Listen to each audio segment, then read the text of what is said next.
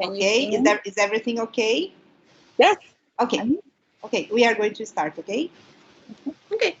Yeah. Professor Kerr? Good evening, ladies and gentlemen. It is with great pleasure that we start this event, which is part of the 11th Mackenzie meeting of Controllership and Finance.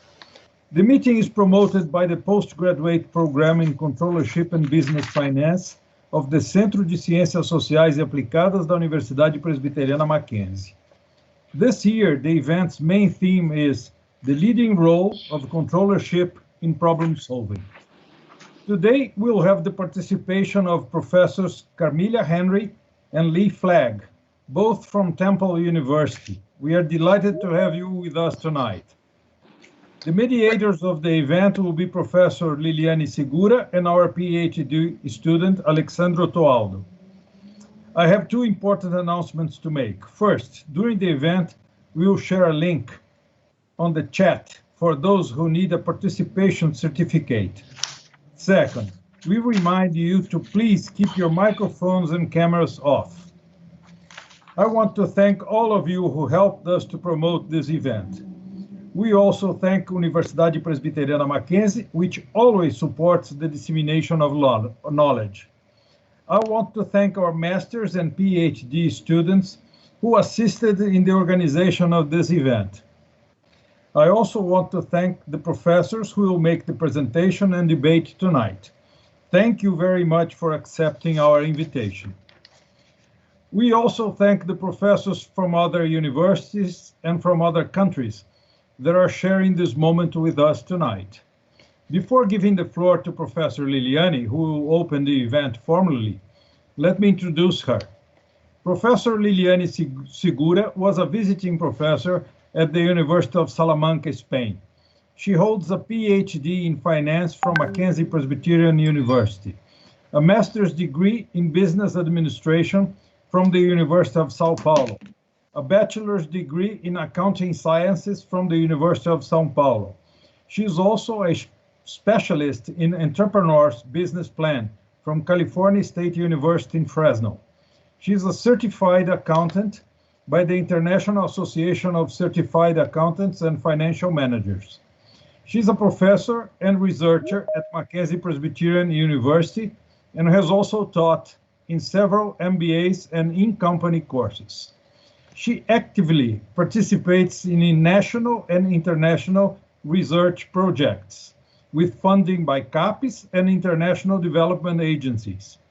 She has been researching topics like corporate governance, corporate social responsibility, corporate finance, and corporate accounting.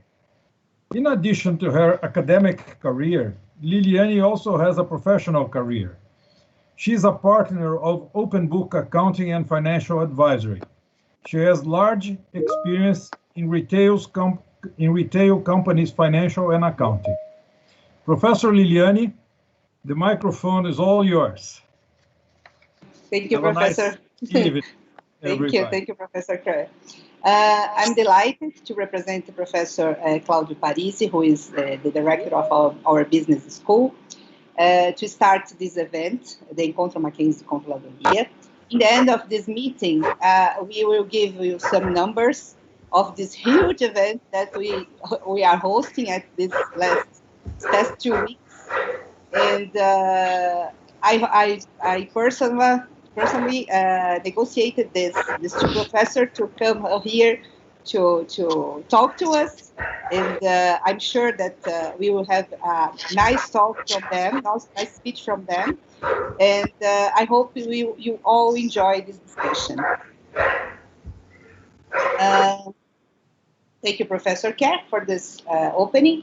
Now we invite our PhD students, Alexandro Toaldo, who will also mediate this event. I'm talking about the curricula of Alexandro Toaldo. He's PhD student in Finance and Controllership, our program at Universidade Presbiteriana Mackenzie, postgraduate at Wharton Business School, University of Pennsylvania, Master in Accounting and Actuarial Science at the Pontifícia Universidade Católica São Paulo, MBA in Corporate Finance at Fundação Getúlio Vargas, and graduated in accounting from Association Civilizada Educação. He has more than 25 years of experience, including recovering business in difficult financial situations, in strong accounting foundation, auditing and finance, statutory accounting, taxes, costs, US GAAP, IFRS, including the preparation for the first-time adoption to international standards. Currently, he is the finance director of an European subsidiary of industrial company in São Paulo region. Mr. Alexandre Toaldo, the word is yours. Thank you so much, Professor Liliane. It's a pleasure to be here. Good evening for all in this great event. And now I'm passing the word again for Professor Liliane Segura, and she will be introducing both Dr. Lee Fleck and Professor Carmelia. The word is yours, Professor. Okay, thank you. Now I'm going to talk about our guests. Professor Lee Fleck is an assistant professor of instruction at Temple University.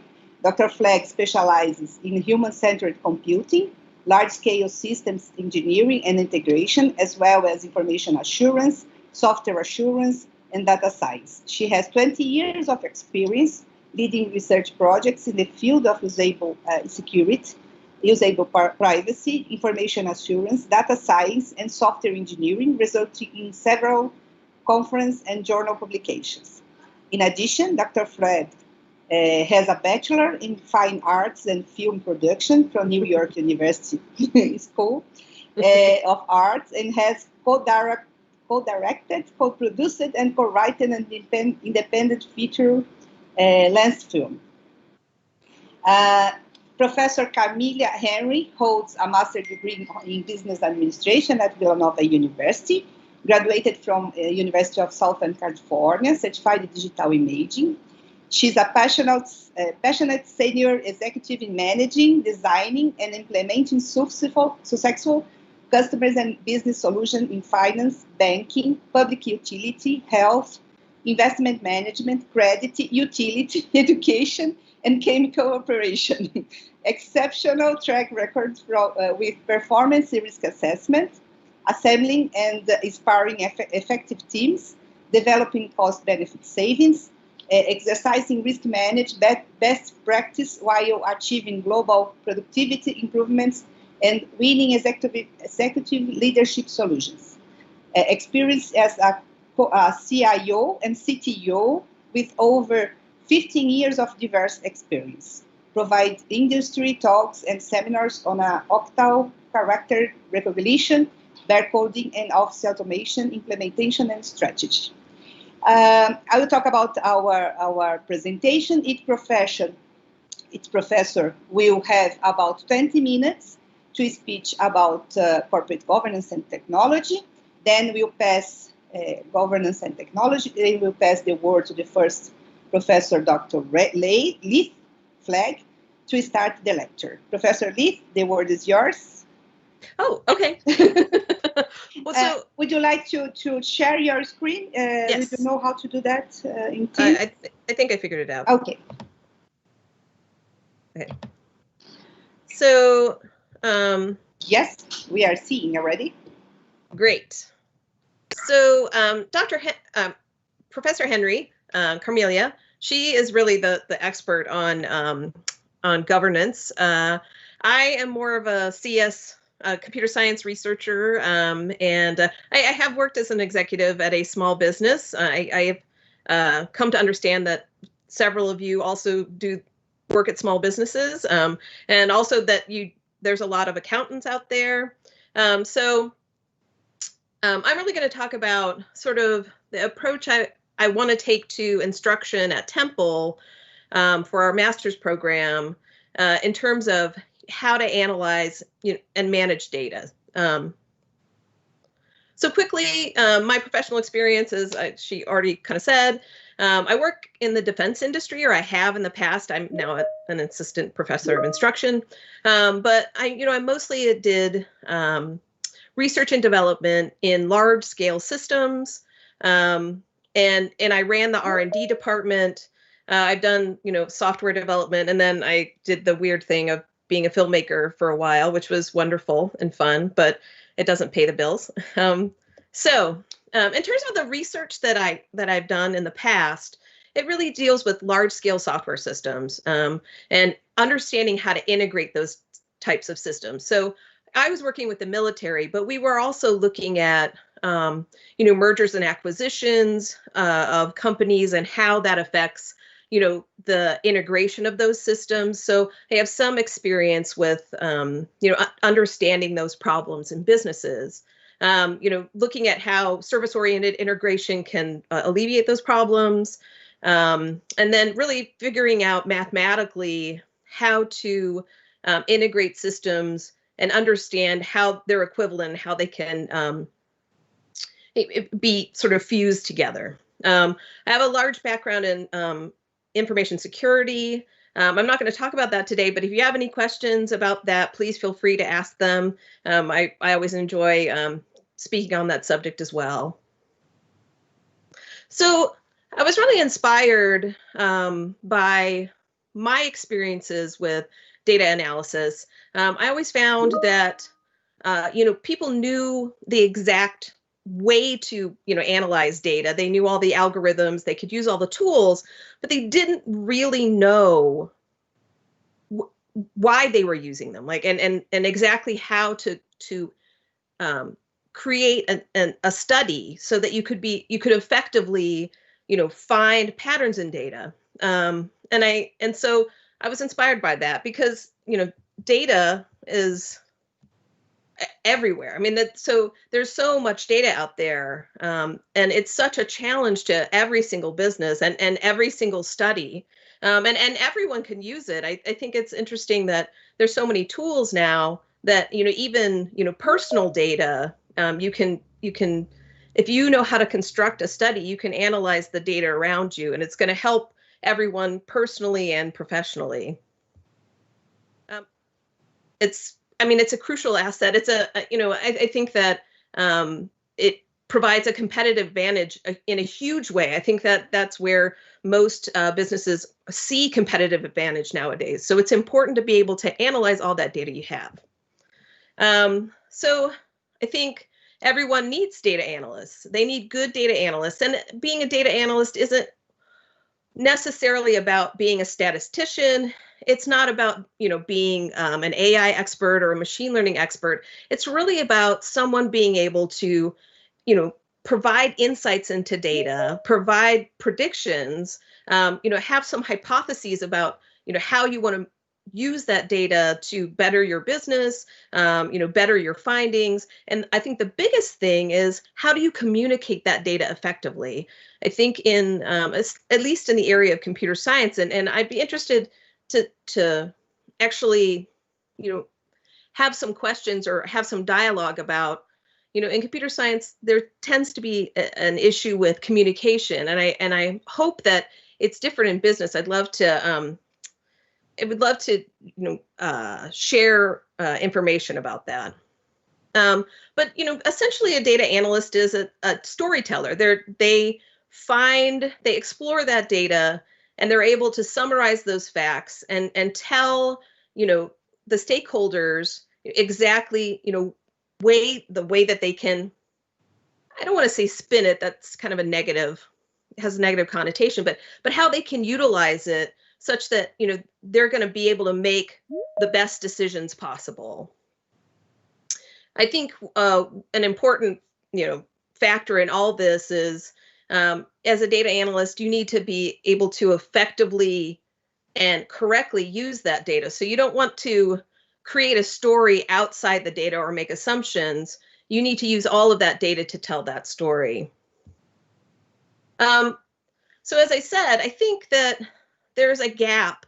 And, I was talking with Mr. Tualdo about the concept of, in data mining, of, knowledge discovery in databases, the KDD process. And I guess this is sort of a high level version of that to some degree. I think that, formulating a good study is not just about analyzing the data, but having an idea of what questions need to be asked, and being able to get from your stakeholders what they want out of the data. And so, it's not only how you're going to analyze the data or just what tools you're going to use. It's really understanding how you can create that picture. Yeah. Did someone have a question? Okay. Not yet. Okay, it just the sound changed, so I didn't want to talk over someone. Okay, so in terms of the way I'm approaching, basically being able to help train data analysts is, really talk about, what it's like to be on a team and what a team does. And so, as a data analyst, oops, sorry. So first, you want to be able to talk to your customer and you want to know what it is that your customer needs. So you need to be able to get that information. And that's the goal of your team. That's how you formulate your study. Then you need to determine, what kind of questions you need to ask of the data. And in turn, then you need to be able to formulate sub-questions. We call these in sort of research studies, measures of effectiveness. And measures of effectiveness are just what are the sub-questions you're going to ask to make sure that that's an effective technique, an effective process to answer your questions. Measures of performance are actually, what are your expected outcomes from these questions? And then you need to, formulate a methodology. So, it's not a hit or miss type of analysis. It's, really picking all of the different techniques and algorithmic possibilities in order to, sort of plan that out ahead. So you can have a process where when the analysis starts, you're going to produce the correct results. And then ultimately, I think the biggest issue is communication. So understanding how you utilize, any type of analysis and how you can formulate that study, I think is really important for students to learn. I think it's important because... Professor, may I ask you? Yeah.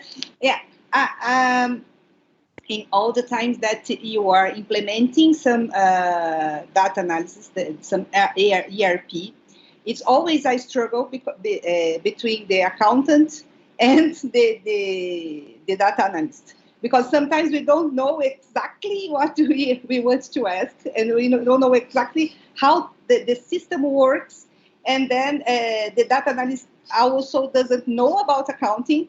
And sometimes the ERP that would be perfect, that if they were working well, we have bad solutions inside the companies, especially in small companies, because they doesn't understand well how it works.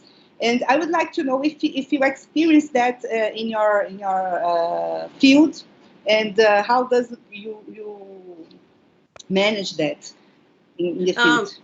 Yeah, I think one thing I didn't point out before, and I think this is true of all types of sort of analysis processes or development processes, is you need a multidisciplinary team. So, you need... Yeah, I agree with it, yeah.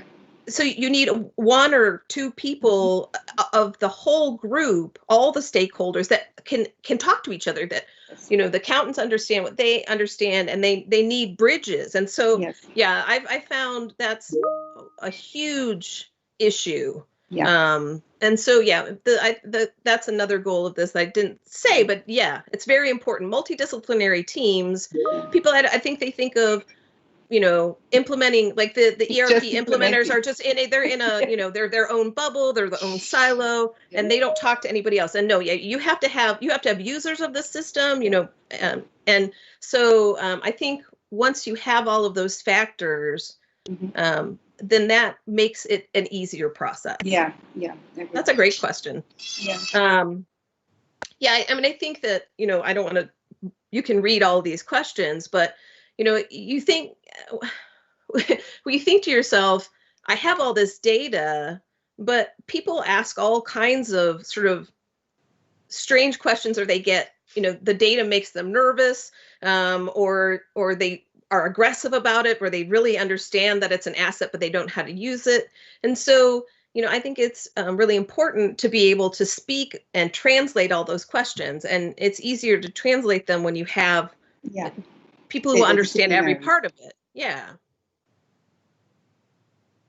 Of course, data management, I think is a huge thing in the sense that how are you going to store all this data? And, that needs to be authoritative and trustworthy. But, typically they're stored in data warehouses. And I think that the most interesting thing is, so you have data warehouses, and I think I hope companies understand that, all data is big data nowadays. I think that big data is a huge term, and it's analysis that involves enormous amounts of data. And I'm excited to hear Professor Henry talk about governance in big data. That's something that I'm excited to learn about. But typically, people think of it as this thing sort of out on the internet that's kind of wild and loose, and that it's these huge sets of data. But I think even small businesses have all this data, and it's harder for them to harness it, to utilize it. And I think that we need to get away from the idea of that being something else, and it being a central idea to every company, every organization. This is a great point, Professor, especially when you're talking about like with ERP implementations and how hard is to flexibilize, especially like in Brazil, we have what we call here a tax customization or localization, because it's a different kind of animal in terms of ERP implementation, right? So you got like ERP for FI model, PP model, warehouse management model, so far. Yeah. But when you're going to talk like taxes itself, it's a different animal, especially with where taxes are really restricted. So how to deal with that? And I think this is a great question when you link it governance to ERP. And my follow-up question would be artificial intelligence, data mining, and so far. Yeah. Well, Professor Henry, I mean, she can pipe up, but I feel free to talk about big data and governance. I mean, I would say that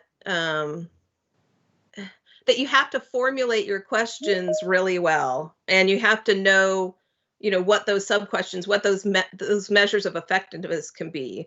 If you're,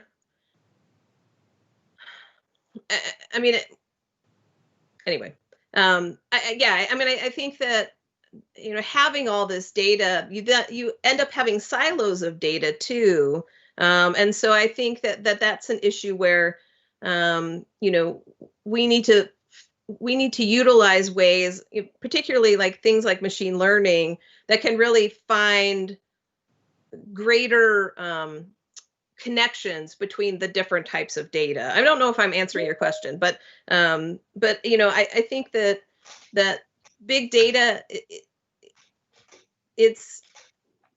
I think that whole concept is very daunting, and it'd be nice if it kind of went away and we just thought of it as knowledge discovery, and utilizing, as long as you structure questions well, then you can pull the right data.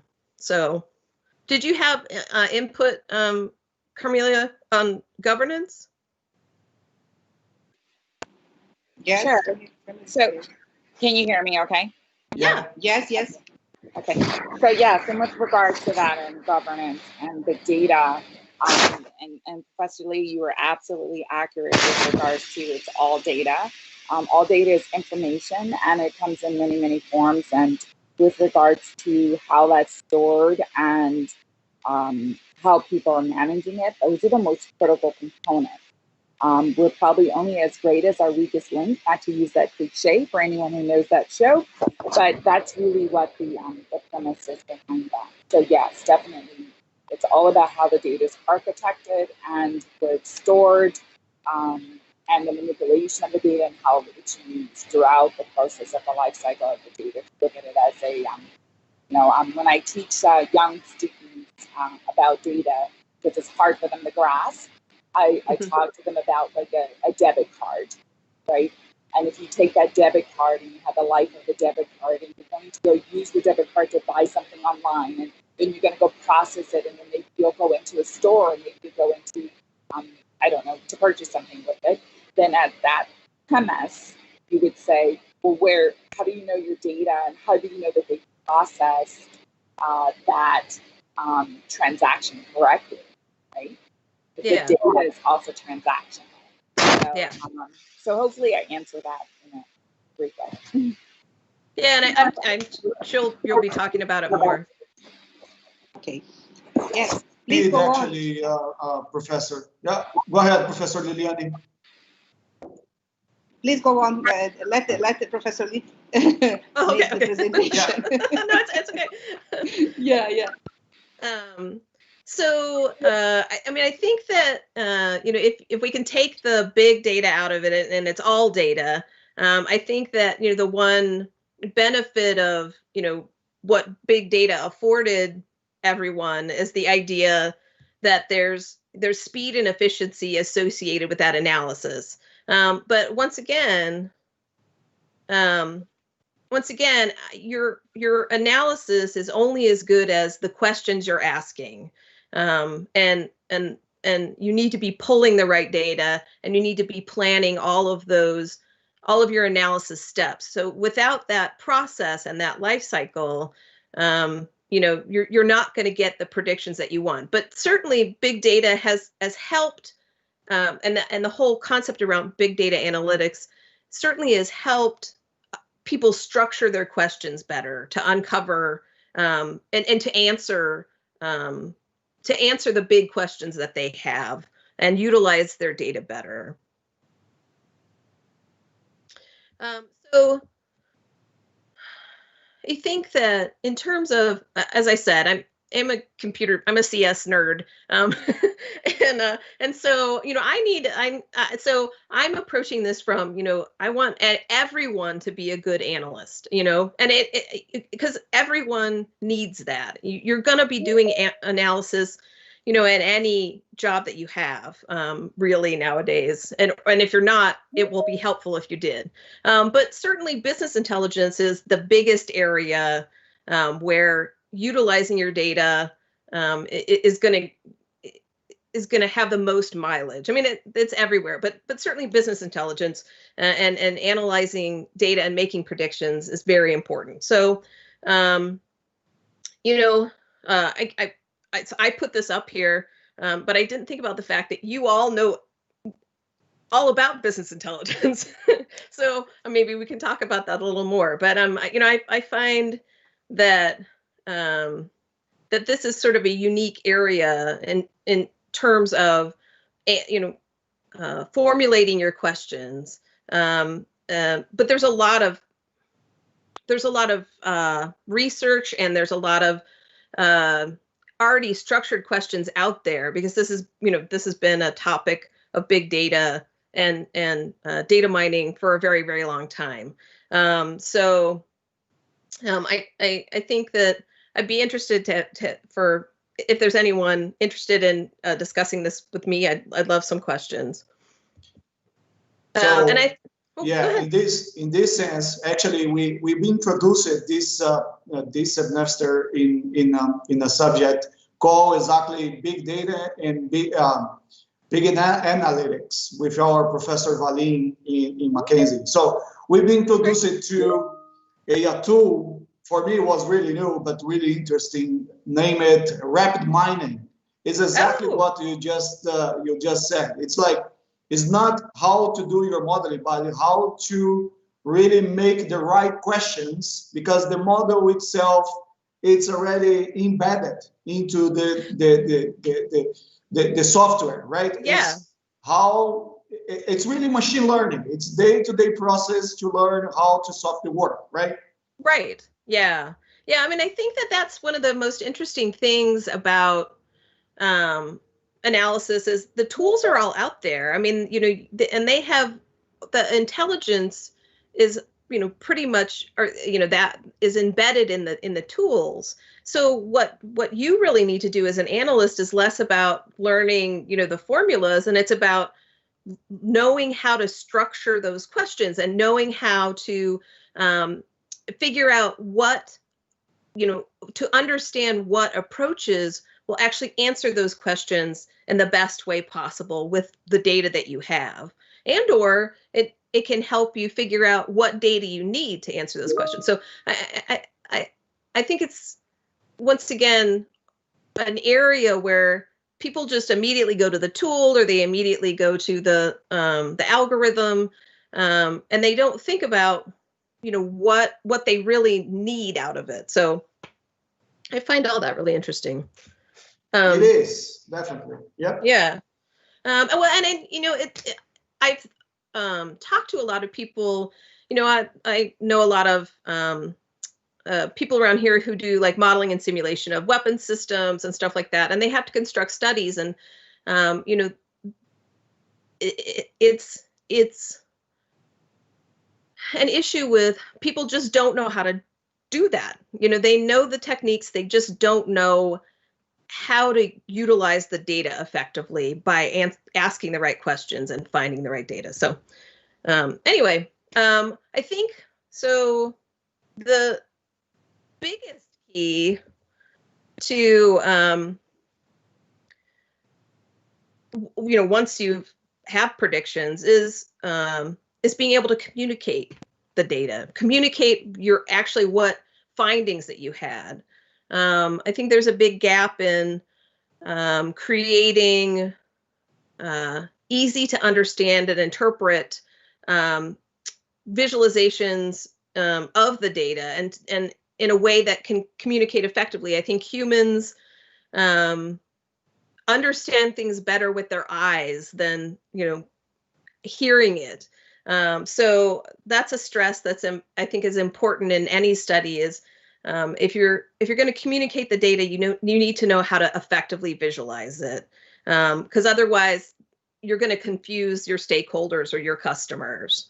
And by seeing it, you know, any decision maker is going to be able to see visibly what it is that, you know, what findings you had and what types of decisions that they can make instantaneously. So I think it's an underrated area of data analysis that people kind of, you know, slough off, but it's really, you know, very much not an art, but a science. And so, you know, things like brushing and having multiple views. Oh, and this is about Brazil. I think it's very important to effectively communicate data to your customers. So that's another stress that I think is missing in terms of education about data analysis. Is it's not all about the algorithms. It's about how you communicate it. If you can communicate it better than anybody else, you're going to get the job and you're going to keep the job. So I think that's very important. So ultimately, Professor, correct if I'm mistaken here, so ERP, BIs are becoming obsolete. So it's becoming like a large mass of data. And the question would be, what you're going to do with that data to help the business, to create value, to avoid cost, you know, to increase profitability and so far. And this is, I think, is exactly where database, data mining, rep mining, whatever the tool will be, can be useful, right? Yeah. I mean, yeah. I think one of the important things is in terms of, you know, getting a job or switching jobs out there, is can you use visualization tools so can you show that you can effectively pull information out of someone's data that no one else could, and can you communicate that through some sort of visualization? I think those things are highly underrated, but very important. So to me, I think that it's important to highlight that. I think, everything's in the cloud now, of course.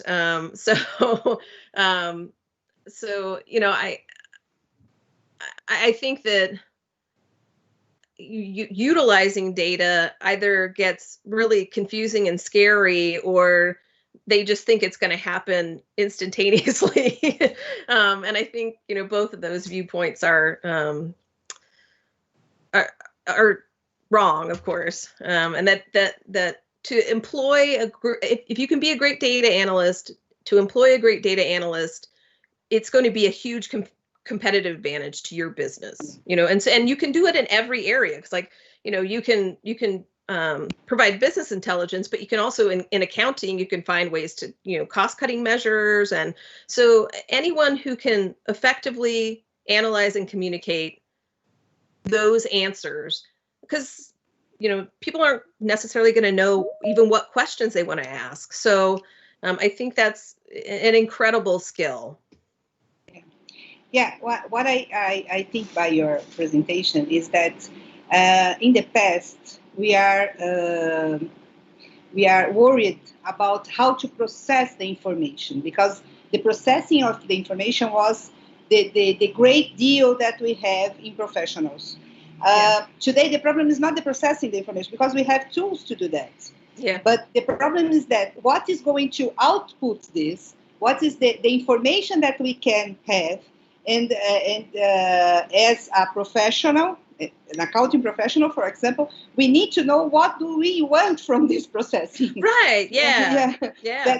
I think this is the great thing that we have to keep in order to learn about understanding all these tools that we have available to us, and how can we extract this information in order to develop our companies and our information. Well, I think this is the great thing that we have to be aware of and to keep in mind when we talk about all of this data. Yeah, I mean, I think that the tools are only as good as the person who is using them. Yeah, I mean, so I can, create pretty pictures in Tableau all I want, or, run statistics in R or whatever. Yeah. But if I'm not good at formulating the questions that I know my stakeholders want to be asking with that data, then you're not extracting anything. Yeah. Thank you. This is where, correct, Professor, this is where KDD process could help, right? Yeah, I agree.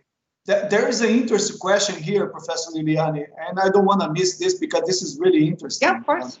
Yeah. So, Professor Lee, I don't know if it's a master's student, PhD student, but anyway, it's a great question. Marcus Tomazini, in a world where more and more data are produced about the device, do not come to conclusions beyond the data. So the question would be, how can we avoid or monitor these situations to mitigate bad conclusions in data analysis? This is really interesting one, right? Yeah. So I think that, and I sound like a broken record, but I think that that's the point. I mean, I think he probably already knows this. That's the point of understanding this process, is if you're just like charging in there like a cowboy and just, slicing and dicing the data and then slinging stuff out, they don't know if you've really answered their question. The whole point of formulating these questions, formulating these measures of effectiveness and performances, I can show you, this is why I did it. I'm answering your question. This is the data I got. This is what I was expecting. It's all a way for you to justify your findings to your customer. And then if you can visualize it correctly, you've got it made. So that the whole process of really understanding how to formulate a study, an analysis activity is going to go. I mean, it's going to be a huge advantage to both you and your customers, because they can justify, I can make this decision because I know exactly why it's the right one. Yeah, perfect. Perfect. Any more questions, Alessandro? Paulo? No, this was a very good one. We are very good, Professor Liliane. Thank you. Thank you, Lee. It was wonderful to talk to you until this moment. It was great to talk to you too. Yeah, and I will call Professor Carmine in order to make her presentation. Professor Carmine? I gotta unshare. Okay, thank you. There you go. Take it away, Professor Henry. Let me see if I can do this now. Okay. We are not seeing you, Professor Carmine Henry. Okay. Correct.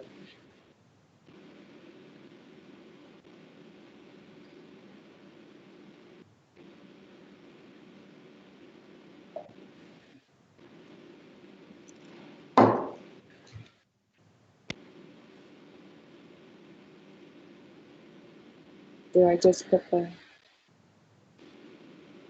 Yeah, we are not seeing your camera. Yeah. 1 second. Let me go. No problem. Take your time. I'm trying to get back in. Okay. You can see me now? Not yet. Yeah. Oh, yeah. Yeah. Open up. Sorry. Hello, Professor. Yeah, the word is yours. Now, how do I just put the document in there? Just slide it into the desktop window? Yeah. So there is a camera, a microphone, and there is a something with a... Okay. Do I slide the document into... Yeah, okay. Please. Let's see if I can do it that way then. I apologize. I've never used this tool. No problem. Of all my technology wherewithal, I've not used this tool.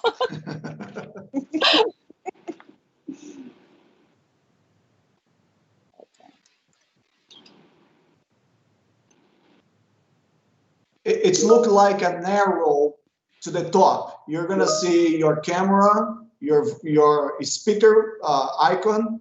In the right, you're gonna see an arrow on the top. You just click, and you're gonna share your documentation. Okay. Do I share the whole screen or just the document? Whatever you just want. the document. Okay. Yeah. Okay.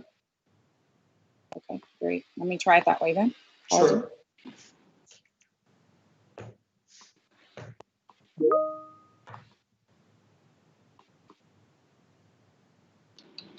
Okay.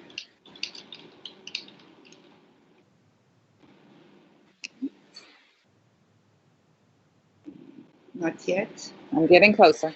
1 second. Okay, no problem.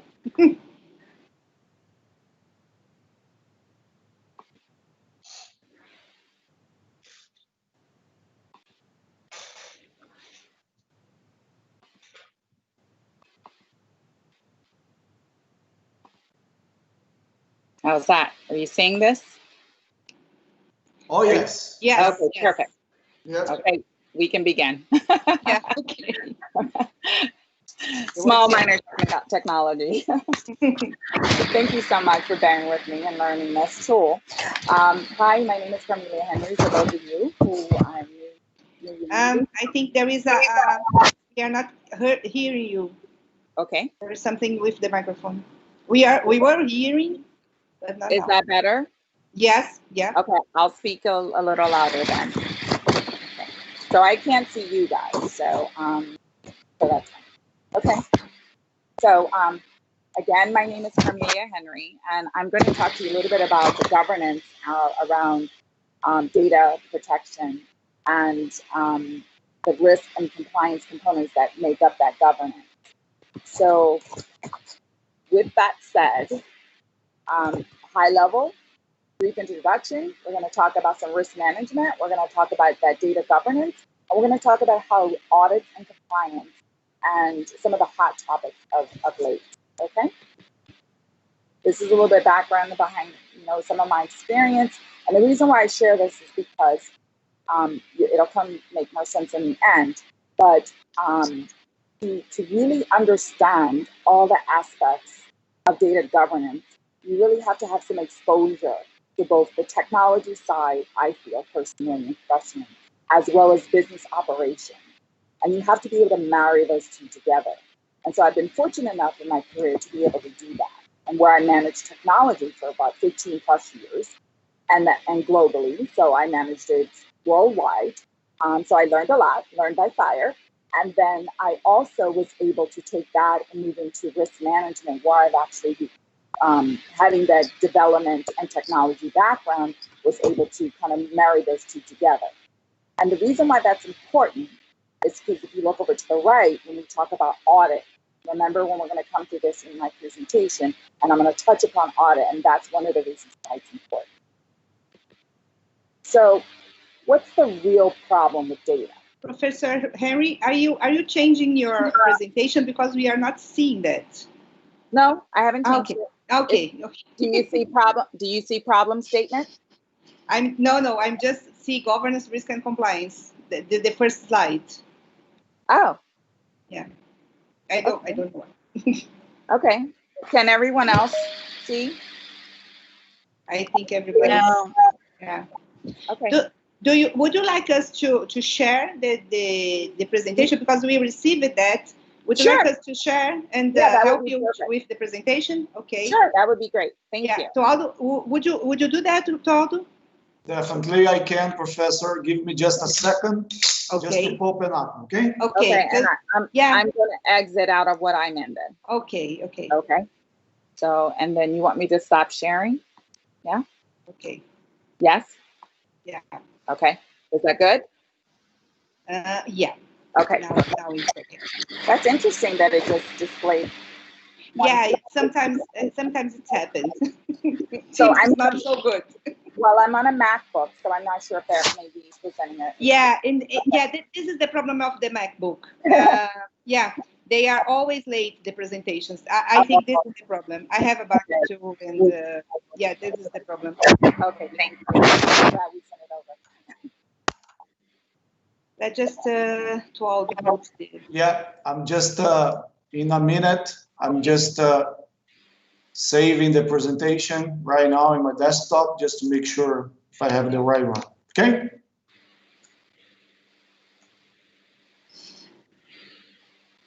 Thank you, Alex.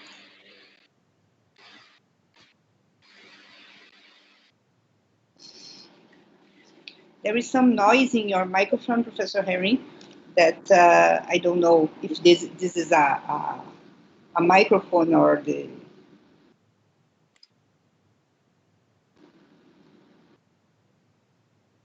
Is it clearer now?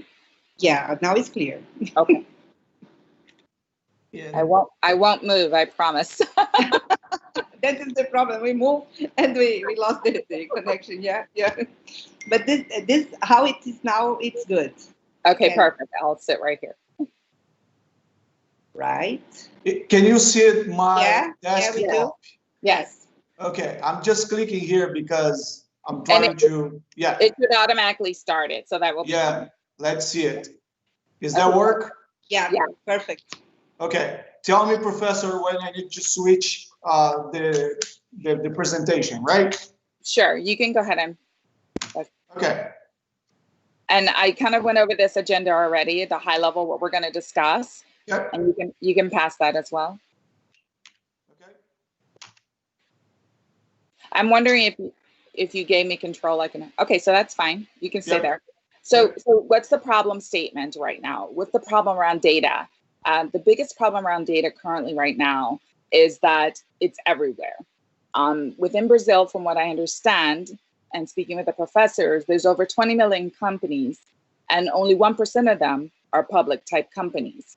So not all businesses have this corporate type of governance, and that's probably something that's going to be really, really impactful when the laws, which is basically coming and stemming from the GDPR, but the new laws that are stating that have to be in place by next year, August. Go ahead.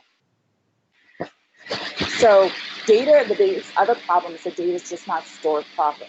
So we spoke a little bit about that with Professor Lee. And in regards to the data and it not being stored properly, one of the challenges is really the formulation of the data. So it's how the data is formulated. Sometimes that's a challenge because it depends on where the data comes from. What is the source?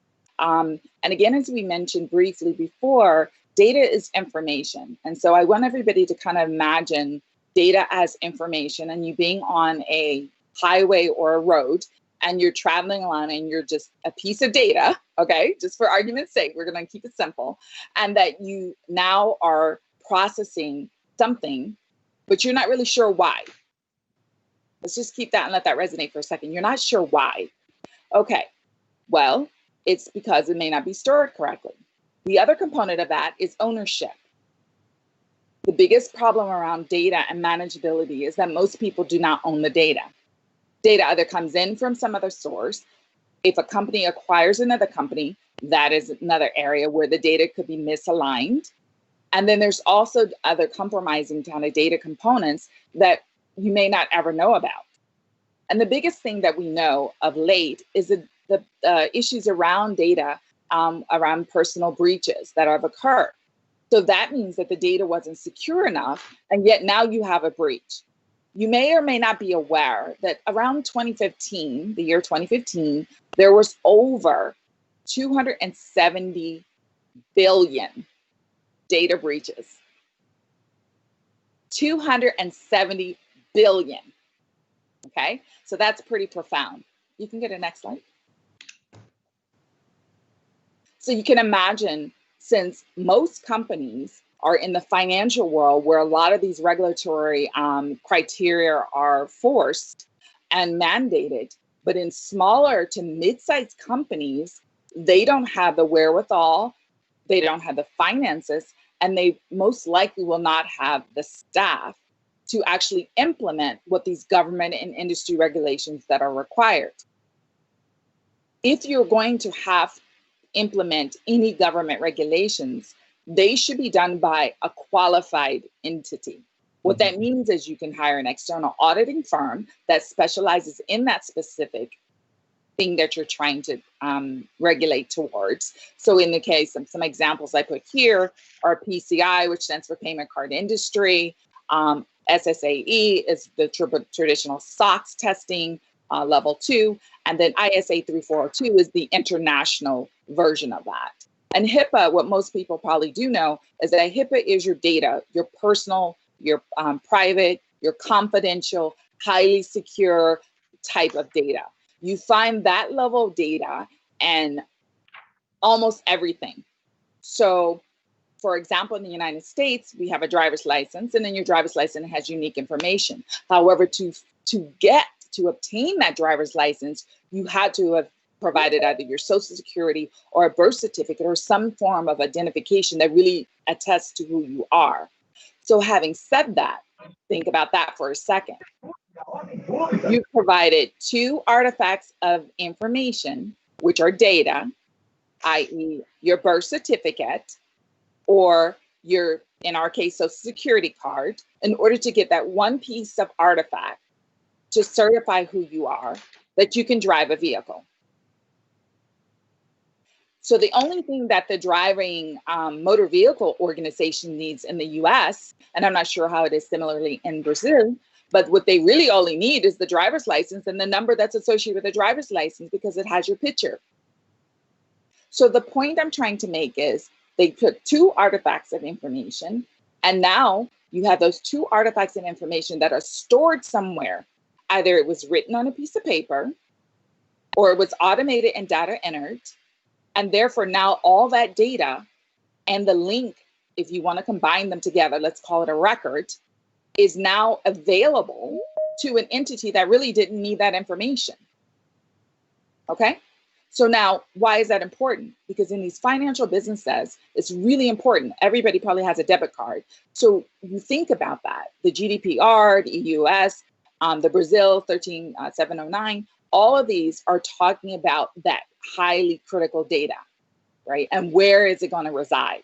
And more importantly, how long does that data stay in the state that that representative took my birth certificate and also took my, social security card, right? My other form of ID. And what do they really need that information for? Next slide, please.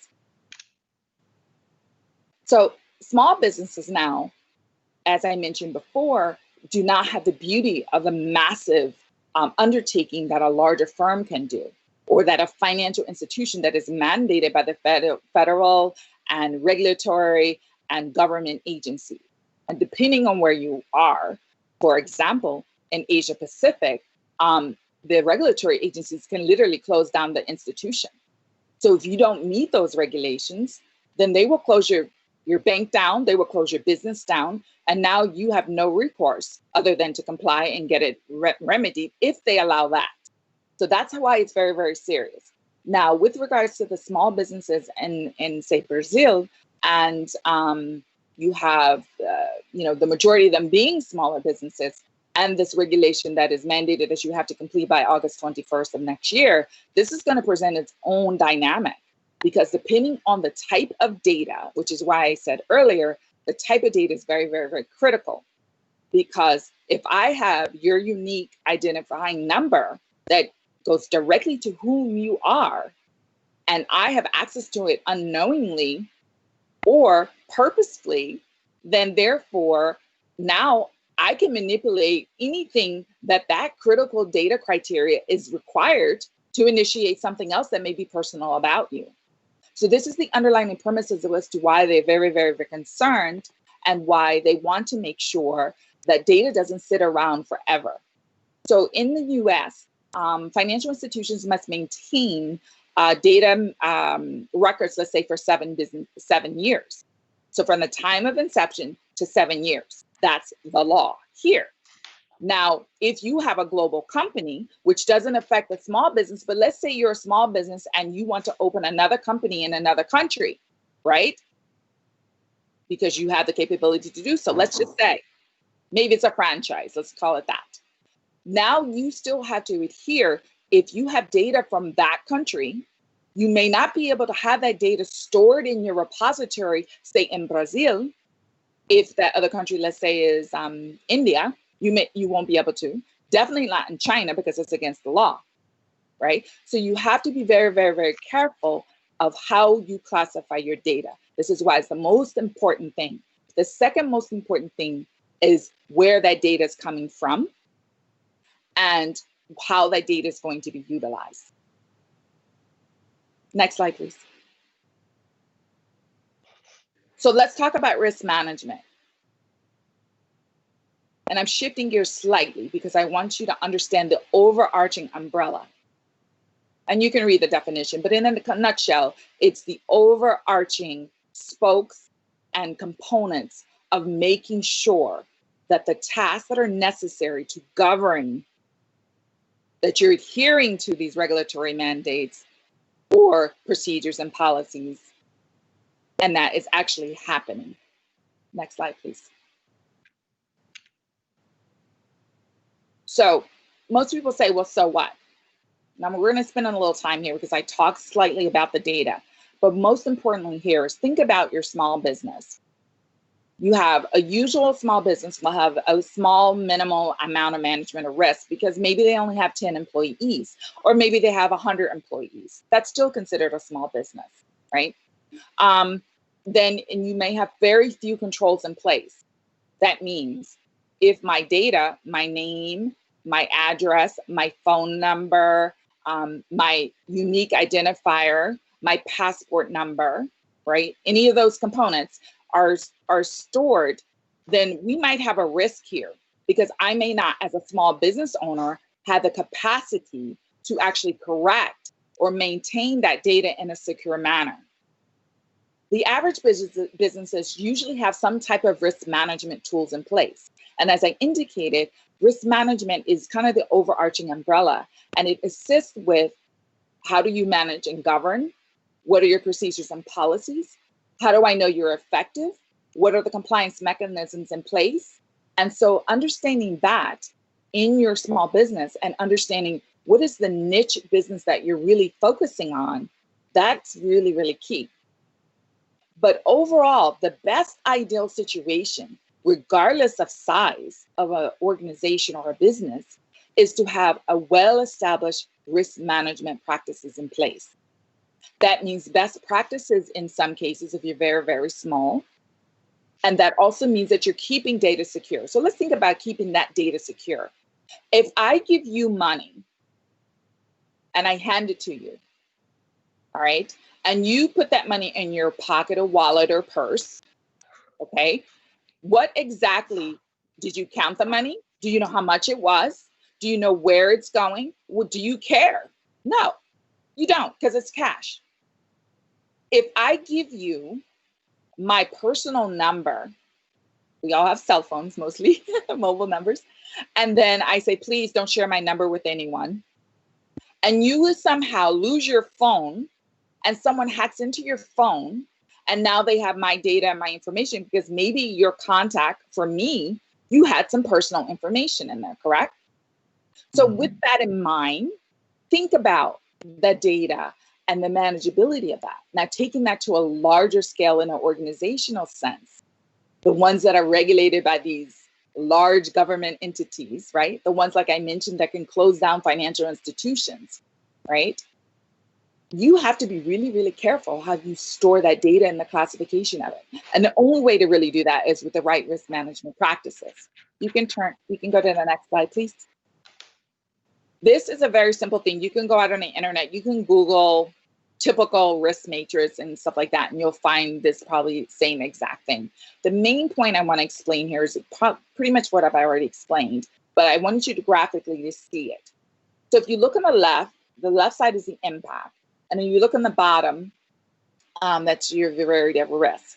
So if you look at in the center where it's yellow, and I use amber because most street lights are green, amber, and red, right? So red meaning stop and green meaning go. So think of amber as caution, okay, in a normal sense. So if I have a medium impact of risk, right, and a moderate level of risk, that really means that my overall risk could probably be managed to some degree with a little bit of issues that potentially may not be effective, right? Okay, so the likelihood of me having some issues in my risk area it's probably high in the medium average category. Now look at that red box at the top right. That means that my impact of risk is very high, and the likelihood that I'm going to have a major catastrophe, let's think about a hurricane, let's think about a business that loses power. There's a lot of catastrophes that occur, right? How do you manage those risks? Next slide, please.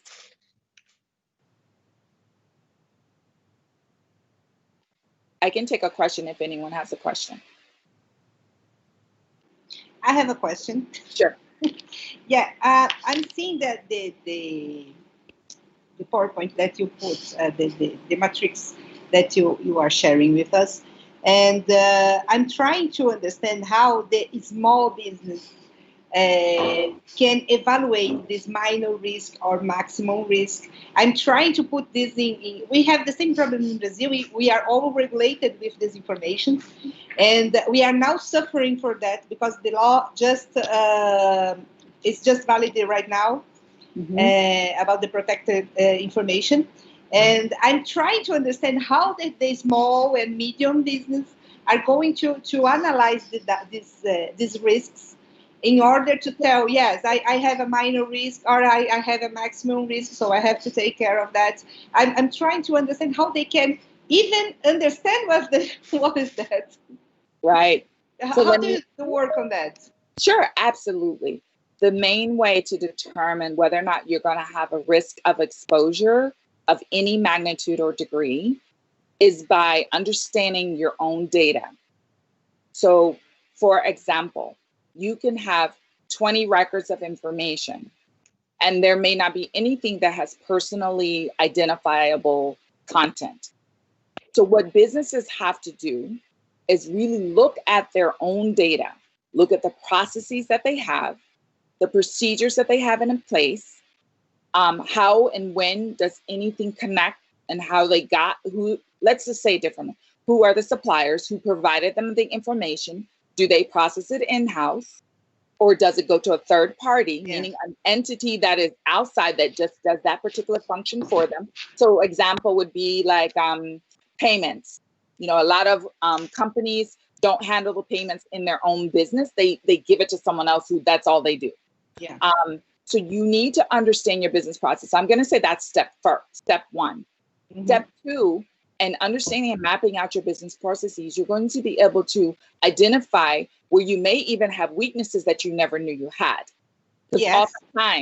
oftentimes we go, aha, I didn't know that happened. Yeah. Yeah, I think this is the key.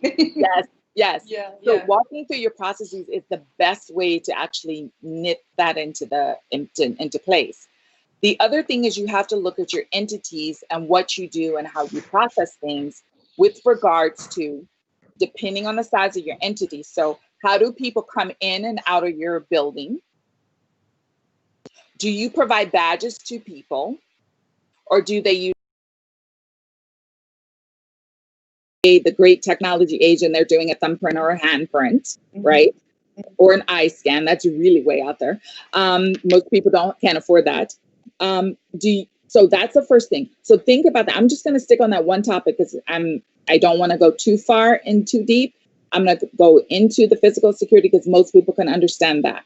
And then if there's more questions, I can expand even further. But let's think about physical security. Yeah. You have a badge reader. You come in, you swipe your badge. That means there's a system that you're reading from, that your badge is reading from. That's data. Yeah. Thank you. You don't own the badging system. Some security company provides that services for you.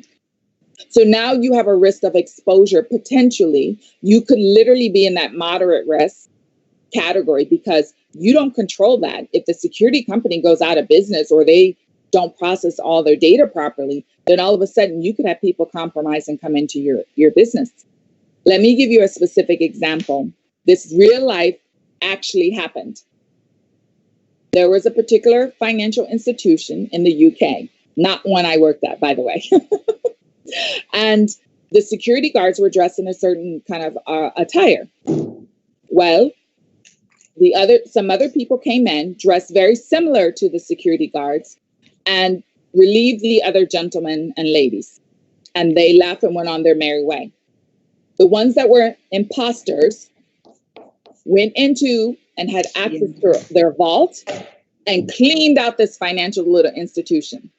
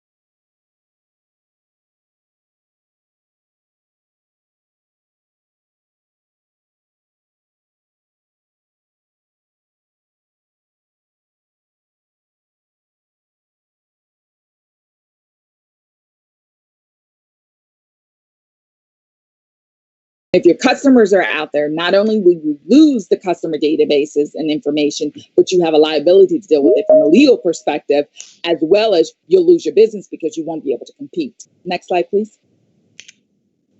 So that's why audit is important. Now, compliance, on the other hand, is usually someone internally. And a lot of times in small businesses, I've seen it where it's multiple roles. This person has they wear the HR hat.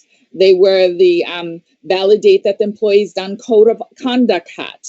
They wear so compliance is making sure that those policies and everything are following the right processes. And again, they usually track based on some type of unique ID. And they like to track things that are very, very important that you basically identify up front. And the main thing of why this is important here is because these individuals that do compliance work, they're not the ones who generated it. They're not the technology persons. They're not the ones who have access to the data in most cases. Most times they don't have access to all the data from A to Z, end to end, as they say. And oftentimes they are familiar enough with the process so they can understand that specific process, right? And that is the overarching component of what they're for and to do. Again, everyone looks at customer names. They look at dollars from a finance perspective. They look at products, any products that do transactional things. Anything where you have a personal identifier, a phone number, and as I mentioned before, your passport, which everybody uses. Unfortunately, we're not able to travel right now with COVID, but those are the things that they're going to be looking for. And that's only in relation to that business.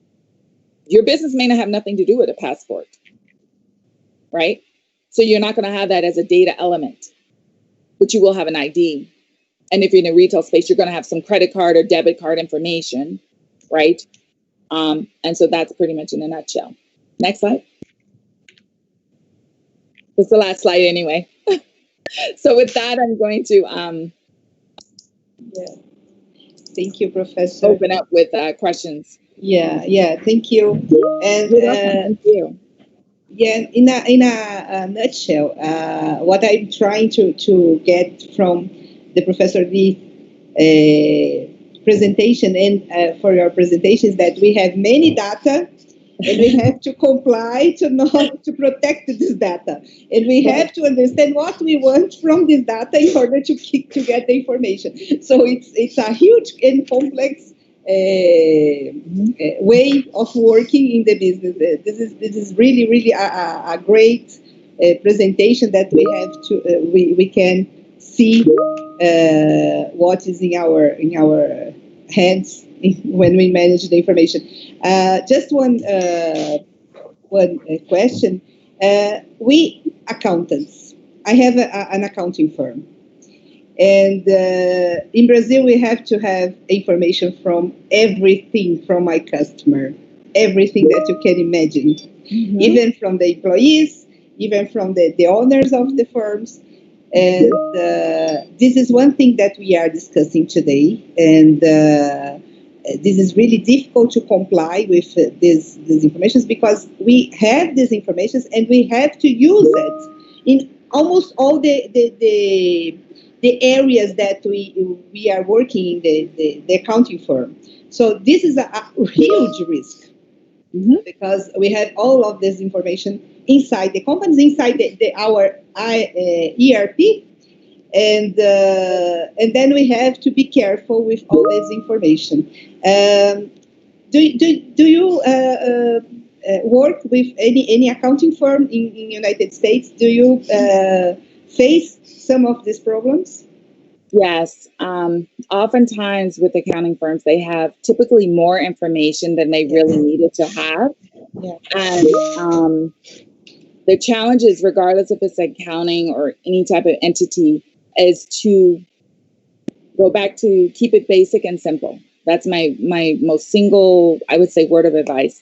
Is look at the data that is most utilized. Maybe classify that as the most critical because that is something you use all the time. If you have a unique identifier, then that's definitely something that's critical type data, right? And you want to be able to have that in a way that no one else who is not authorized can access that information. To answer your question with regards to the wealth of data, that is a concern and also going to be a legal concern coming up August of next year, because the law is stating Brazil is going to be going to the new law, and that law is really based on the GDPR constructs. And the construct, the basic premise of that construct is data should only be available to those that need to have access to it, only for the time they need to have access. So it's like, it's really limited. Yeah. So now you talk all these big companies that do all this historical information.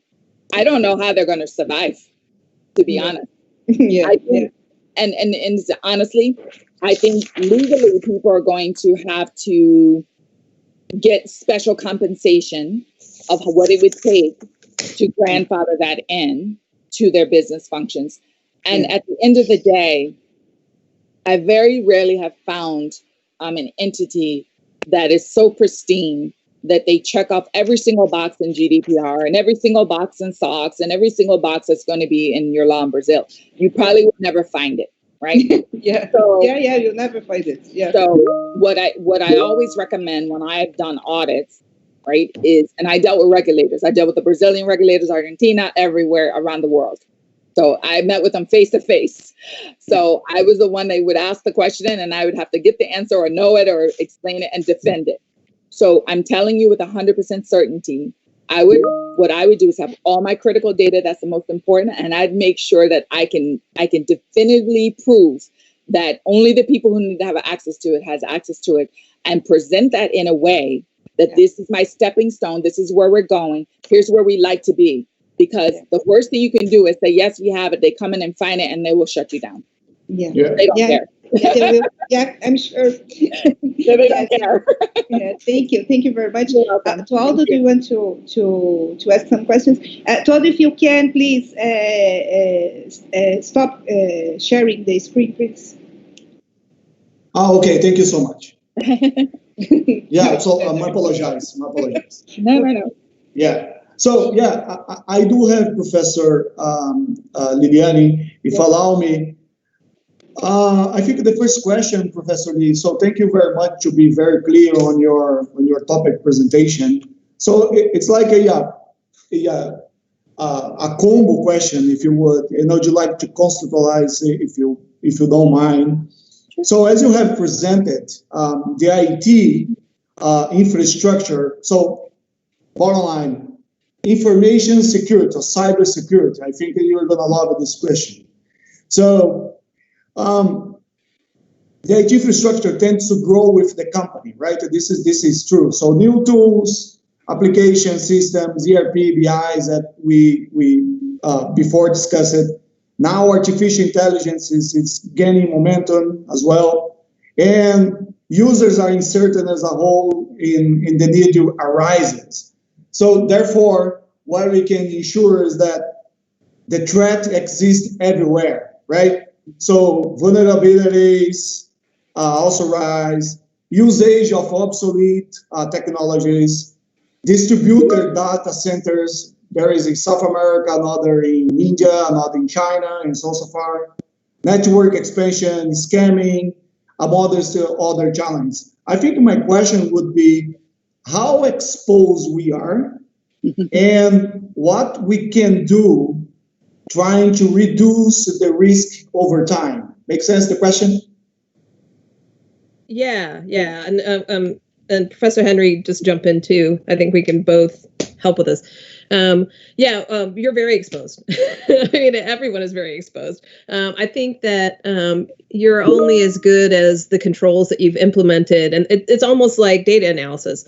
You have to have a process by which you know what your data is, as Professor Henry said, and you have a plan by which you know what questions to ask about it, you know what controls to implement, you know exactly how to measure risk in terms of what you have and where it is, and so I put in the chat that in the defense industry there's a lot of different things we do, but the risk management framework by NIST is a great way. It's a great process by which you can sort of understand all the things you need to do to make sure that you're not exposed to both in terms of, cybersecurity in terms of that threat, but also, as Professor Henry so eloquently talked about, another thing you're exposed to is potentially ruin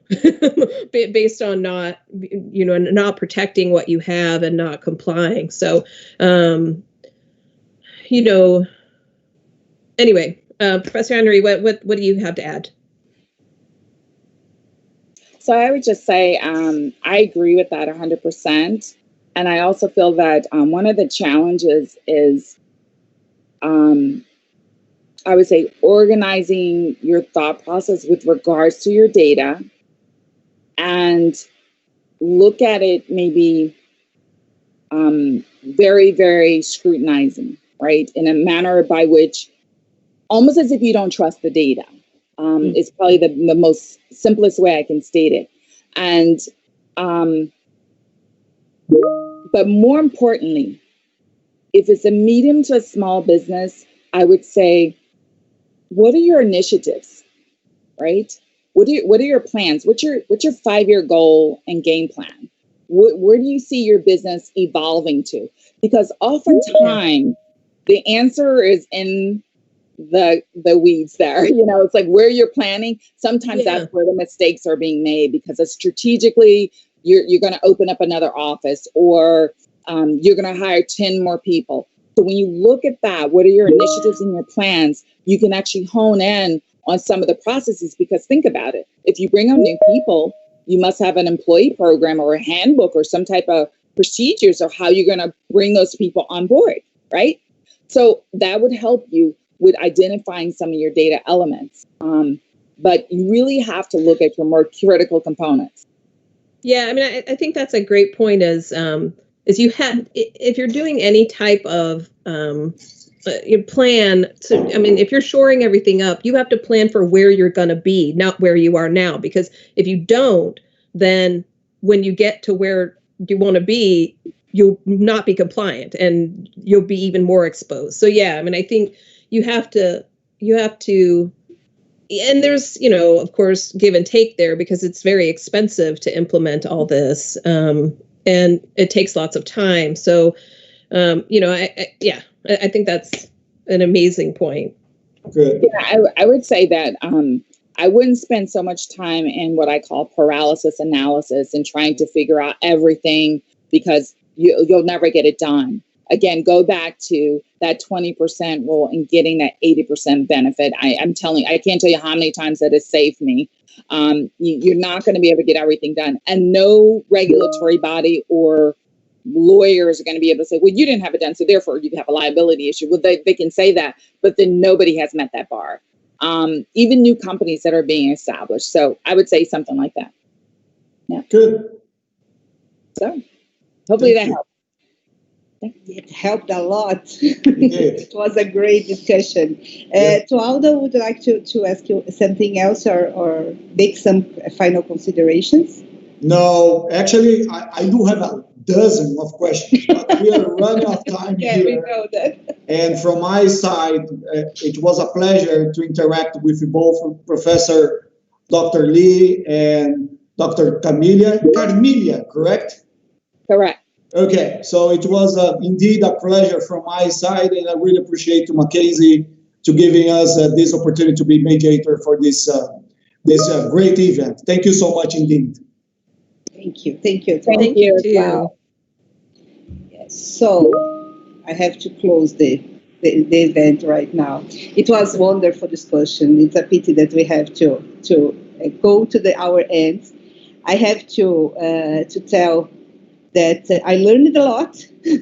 I have so many ideas for discussions and for research here in Brazil. And if you both want to talk to us and develop something in Brazil, we are all available. I hope I can see you. I was planning to go to Temple in March this year, and we couldn't. but I'm sure that in some time soon I'm going to Temple in order to visit you and to talk to you personally, because it's different. It's good to have a discussion like this, but it's good to talk personally. And I really thank you both for this amazing presentation and for this amazing discussion. We are seeing here in the screen our Professor Valim. That is our professor from Big Data in our program. Oh, yay! Valim, if you want to talk to them after that, and we can send you the emails from them, and I'm sure that you both can share some researchers and cooperate with them. I think it's a really good idea. Professor Valim, would you like to talk something? Oh yes, I'd like to congratulate both of them. It was very interesting, the lecture, and I'd like to make a comment, because you said that about the data, that the data should be reliable, and you have to assure the quality of the data. I think this is one of the greatest challenges when you work with data science, because I've been working with data for over 30 years, and the businessmen are desperate for results. And they are not willing to wait the Yes. necessary time to have the quality that sometimes it's not easy to get with when you have a big data. In fact, in my experience, we expend something like 50% of the projects getting the quality of the data, and after that you can think in analyzing data. And something that I've learned during all this time is that you have to present some partial results over the time to the stakeholders, so they get a little bit more satisfied with when they can see that the working is getting closer to the objective. So I think that the pre-processing of the data is one of the most important parts of a data science project. And many times people doesn't give too much importance to this part, and try to teach the techniques and the models. That is much more interesting. It's much more beautiful to work with models and techniques. You're exactly right. You're exactly right. That's very true. That's a huge challenge. But yeah, if you don't pre-process the data correctly, and you're going to have skewed results. And so, I mean, a lot of this is, one, it's iterative. What you're saying is, you need to produce some smaller results as you work up to a larger finding. I think the introduction of iterative processes into all walks of life has been very helpful, because it comforts people, and it helps them understand what they're going to get in the long run. So that is a great point to make, is all that any type of analysis process needs to be sort of iterative and gradual. Yeah, that's right. Okay. Thank you again. Thank you, Professor Valim, and thank you, Professor Carmille. Thank you, Professor Leith. I'm delighted to have this conversation with you. I'm really delighted to do that. I also thank for Professor Dominic Klinger that made it possible to reach these professors, and we could talk at this night with them. Thank you very much. I hope we can have this conversation again and again, and some projects together, some cooperation if you want. And I really hope to see you again. Okay, Yeah, thank you very much. Absolutely. That would be very I look excellent. forward to it. That would be great. Yeah, thank you for having us. Thank you for having us. Thank you so much for having us. Thank you, Professor Kevin. So it's a great satisfaction that we are in the end of this event, in the 11th Mackenzie meeting of Controllership and Finance, promoted by the postgraduate program in Controllership and Business Finance of the Center of Ciências Sociais e Aplicadas from University Mackenzie. This event main the team leading role of controllership in problem solving. This is the last presentation. This is the last webinar that we have in this event. 7 days of event with international webinars and panels with our PhD candidates and with our controllership and finance executives. It was hard. Our PhD students worked hard. In the first day, a tribute was paid to 27 master's graduates of 2019 and 2020 students from our graduate course, 14 speakers, 5 of whom are international, 7 invited profession, PhD, opening, special participation, and 14 mediators. The organization has a total of 10 students from the master course and PhD candidate from programming controllership and business finance of our business school in Mackenzie. They worked hard, they worked a lot, and I know how they made this happen. I really, really appreciate the work of our master and PhD students. They are, we have to congratulate them because they are hard workers and they are special to us as our students. Transmissions were made by YouTube, Facebook, and Mackenzie TV. Today, we have over 90 participants, professors.